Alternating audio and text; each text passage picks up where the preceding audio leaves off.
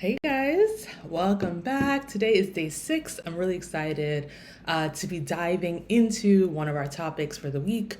While we're going through our series, the Dear Event Planner series. Today is Dear Event Planner. Here's how to find your ideal client. And this answers a question that almost everyone asks, right? Like, how do I get the ideal person, like the ideal couple, the ideal organization to find me and know me and want to work with me? And we're going to be talking about that today. All right, now, as a reminder, this channel is for pretty much everyone. It's for anyone who's interested in planning an event, whether that's a wedding. We have a lot of brides and grooms who watch our YouTube videos, and that's amazing. Or if you're someone who's looking to plan an event for your organization, let's say a nonprofit event or a corporate event, like this channel is for you as well. But this series in particular is for event planners. And I decided to do something specific for event planners because you guys are our long-term viewers. Like you guys, some of you guys have been watching this channel for the past 3-4 years, right? And tuned in and locked in and all of that because this is our industry. So I wanted to do something special for event planners today in bringing the 14-day Dear Event Planner series. So I hope you enjoy this. Everyone's welcome to watch, but I just wanted to explain why this is something specific for event planners, all right? Now, if you're new, if this is your first time watching a video here on this channel, welcome. All right, we have some collapsing snow here in Maryland. I hope everyone's okay. Forgive the noise. But if this is your first time watching a video here on this channel, my name is Faye Shola. I am the owner of Statuesque Events. This is our office here in the DC metro area. We service luxury weddings pretty much anywhere, like across the country and even across the globe. We produce modern luxury events, both for organizations and also, of course, for couples. So if you're here and you're like, oh, I want to learn more about working with your team, all that information is in the description box of this video. We also have a coaching program for event planners. It is my pride and joy to help event planners to build more profitable businesses, more streamlined businesses, so you're having more consistent results for all your clients, so your clients are happy, it's more consistent, and also you're getting more done in less time, right? You don't get extra credit or extra tips for being really sleep deprived, right? While you're planning events. We want to help you to plan events in a healthy manner, in a sustainable manner, and in a streamlined fashion so that you can actually handle a bigger capacity and have a more profitable business. So that's what we love to talk about here. We love what we do, helping you to get your next level clients, higher end clients, and also to streamline your business so you increase your capacity. Again, if you're an event planner, resources for you are also in the description. Check those out, click the links, download the guide, apply to learn more about joining our program, or purchase a ticket for Planners Who Profit Live taking place in April. Those are all resources to help you move forward, and I look forward to connecting you in one of those ways, right? Now, let's continue. Today, like I said, we're talking about how to identify your ideal client, right? So Dear Event Planner, here's how to identify your ideal client. The first thing, which I don't want you to skip, right, is that you got to be able to identify them with words. You got to be able to describe who your ideal client is with words. If you can't do it with words, then you can't use words to market, right, and draw that person. And you have to be able to say specifically, and you kind of have to be able to talk about your clients in terms beyond, oh, they have a lot of money, right? People are not attracted to you just because you want clients that have a lot of money. You need to be able to speak to specific skills that ideal client wants and to be able to draw them in, right? So when it comes to that, I have a couple notes. I want you to first be able to identify your ideal client, like be able to say, okay, do I love multicultural weddings? That's our specialty, right? Cross-cultural, multicultural weddings. And this is how we help our clients, right? Do you want to focus on intimate events? Do you want to focus on larger events? Do you want to focus on, there's so many different ways you can go. You can focus on a certain style, boho chic, barn weddings. You can focus on hotel weddings. You can focus on at-home estate weddings. There's so many different areas that you can focus in, and you want to be able to speak specifically to what you do and what your specialty is so that the people who are looking for that can find you. Most people are looking for something specific. That's the truth. Most people who want something beautiful, they're looking for something specific. So you want to make sure you're able to speak to that so that people are like, oh, that's me. Like I can identify myself in your marketing copy, right? So that's the first thing, is being able to say who your ideal client is in words, in ways that are clear, that's easy to understand, and that doesn't need a whole lot of explanation, right? That's what clear means, is that you can just say it and it be understood. You shouldn't have to say it and then give a whole paragraph to describe it. It should be clear.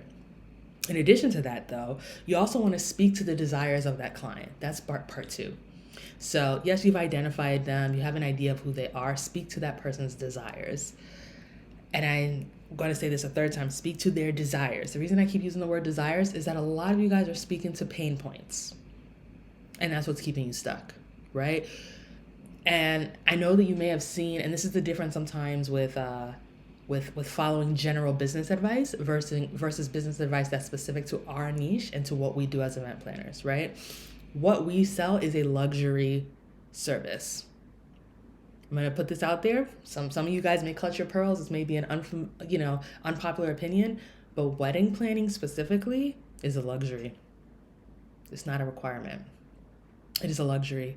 And even event planning for corporations is a luxury, right? And when it is required is when you're doing huge scale productions, right? Of course, at that point it's required, but then that still becomes a luxury. It's a luxury that you have because you have the ability to produce such a huge scale production, right? And when it comes to desires, and when it comes to luxury, people buy because of their desires. They don't buy because of pain points, right? People don't buy a Mercedes Benz because of pain points with their current Honda Civic. They buy a Mercedes Benz because they desire to be seen as a stylish person and to drive a luxury car that has seat warmers and like their desires that drive that, right? And so understand that if you're selling wedding planning, event planning, and especially if you want to reach the high-end client luxury, that you're selling a luxury service, and be comfortable with that. Yes, you may feel that everyone should have an event planner, but it's important to know that it's a luxury as well, right? And so with that, you want to always focus on desires. What does this person desire? What are their desires for their wedding day? What are their desires for afterwards when they get pictures? What are their desires in the process?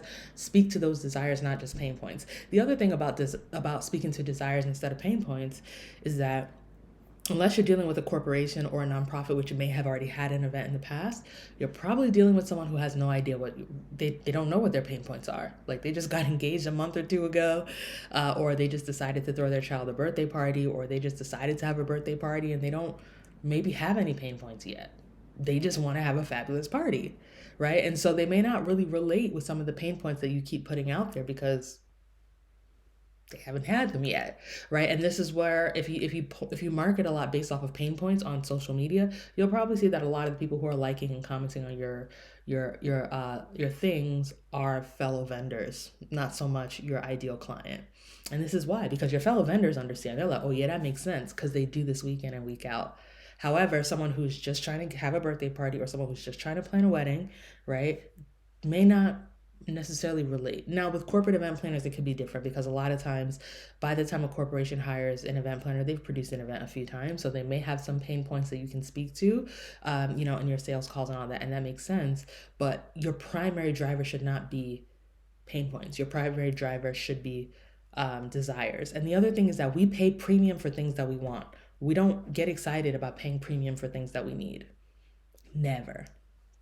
Never. This is why if you're an event planner, you've probably seen that clients they maybe don't mind spending a whole bunch of money on flowers, but they don't love the idea of spending so much money on catering. I mean, catering is something that you need, right? It's important, but it's like, oh, I just want my wedding to be beautiful. For those people who just want to have a beautiful wedding, it's like, oh, I wish you could find a way to get good food, but just not pay so much. You're not as excited about that as you are about pretty flowers that you're going to have pictures of and you can submit to magazines and show off to your friends and all of that, right? Because it's focused on a desire.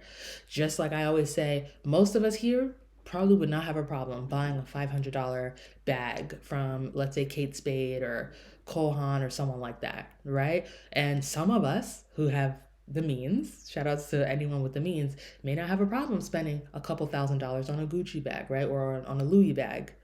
But we would have a big problem, if we got hit with a $400 or $500 heat bill. Even in the midst of a snowstorm, and I'm speaking to what I'm experiencing right now. We're in the middle of a snowstorm, but even in a snowstorm, let's say it's like super freezing outside, so your furnace is working overtime, and you just get hit with a huge electric bill at the end of the month. No one gets excited about that.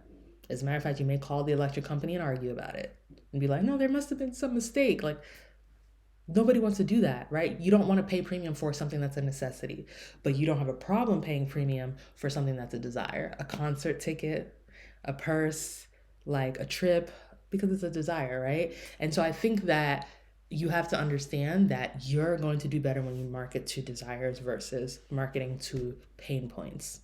Okay, you got that's a whole mindset shift right there. I know this may go against what you thought was right, but if what you were doing was working for you, you can keep doing that. And if it hasn't, I would consider you trying, what I just shared, right? Focusing on desires and pain points. The last thing I want to share is that you have to look the part.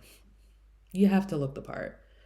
You can't, sometimes people are like, well, I don't, I just need to get in front of clients that can pay my full rate. I need to get into clients that'll pay me at least 5,000 or pay me at least 8,000 for full service, this and that. And then we look at your website and there are pictures of paper tablecloths from Party City in somebody's backyard. It's like people want to be able to see what you're going to be able to produce with their money, right? So you want to always stretch whatever budget you have today, stretch it to the max, and showcase it, right? Showcase your work, showcase how beautiful your weddings were, and that's going to unlock the next level of events. But you don't go from producing $10,000 weddings to producing $100,000 weddings overnight with a portfolio that looks like everything was put together from Party City. That just doesn't work, right? And so for some of you, you need to let go of some of the stuff on your website, like, yes, I know you probably worked hard on that backyard graduation party and building the cupcake tower and all of that. But if it looks cheap, it needs to come down, right? Because all that's going to do is repel the clients that you actually want, and it's going to attract the clients you don't want, the clients that want you to do another backyard birthday party with a $1,000 total budget for the whole event, right? So you want to make sure that you are looking the part. A lot of us, we're like, oh, SEO works, social media works, everything works when you do it correctly, right? With the right strategy. But you also have to look the part, because it's very possible to attract a whole bunch of people, but then once they actually see your work, they're like, this wasn't what I thought. I mean, I thought this was a luxury event planning firm. Like, this doesn't align with that, right? So you want to make sure you're showcasing only your best work and that you look expensive. That your portfolio, what you're posting on social media, looks expensive. Don't post the pictures of the weird draping and the things that are incomplete, and don't post those pictures, right? Even if they happened, learn from it, right? To increase your design skills for next time. But that's not the stuff you put on social media, guys. Make sure you're presenting yourself in a manner that looks high end.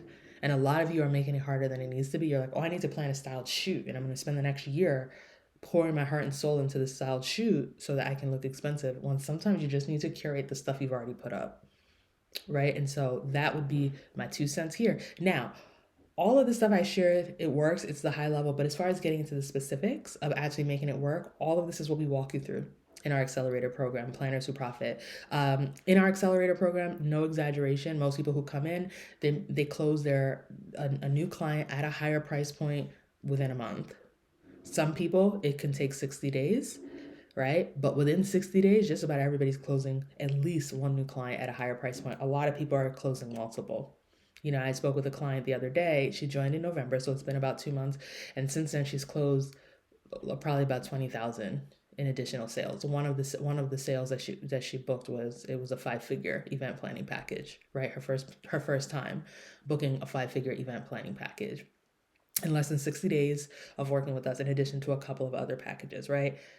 This is what we do, right, to help you to actually get there. So the reason we call it an accelerator is that the goal is to accelerate you. So instead of spending the next 8 to 10 years figuring out how to do it yourself, again, you don't get an extra badge of honor or any extra money for doing it that way. If anything, you lose money, right? All the revenue you could have made. If you're ready to really do this and make this your year of acceleration, of booking high-end clients, of really making progress in your business, this is what you need to do. And I'm also not going to lie to you. If you're like, oh, I was thinking about doing a rebrand, or I was thinking about doing something else, I'm not going to lie to you. This is actually what you need to do first. We've had so many clients come our way after spending a lot of time and money on a rebrand that didn't do anything for their business. It's like you have a beautiful website that nobody can find, right? So for us, we want to make sure that you're findable. Like, people can find you. People are you have the right copy to convert people and all of that. So if you only have to, if you are only willing to do one educational thing this year, I would recommend that being joining the accelerator program, right? Because that's the thing that's going to help you to build a more profitable business so that you can afford other things, hiring a copywriter, doing a rebrand, and all that stuff, right? So I think that this is the investment that you want to make. All the information is in the description box about how you apply. Once you apply, we'll be in touch with next steps about what to do, and we look forward to working with you. And like I said earlier, I want to see as many people as possible in Miami at Planners Who Profit Live. If you join our accelerator program, you actually get a ticket, right? As long as you join by a certain date, you get a ticket to join us at Planners Who Profit Live included, right? So instead of, of course, you can purchase a ticket separately if that's what feels better to you, but you also can join our accelerator program and get that ticket for free, all right? So I think that at a minimum, just apply. It's free, it's risk-free, right? We'll send you the next steps, we'll send you more information, and then we'll go from there. So I look forward to working with you guys on attracting, closing your ideal clients and building a more profitable business. I hope you've been enjoying this series so far, and we've got more to come tomorrow. So enjoy. Make sure you subscribe before you go, and I'll catch you guys again soon. All right? Cheers.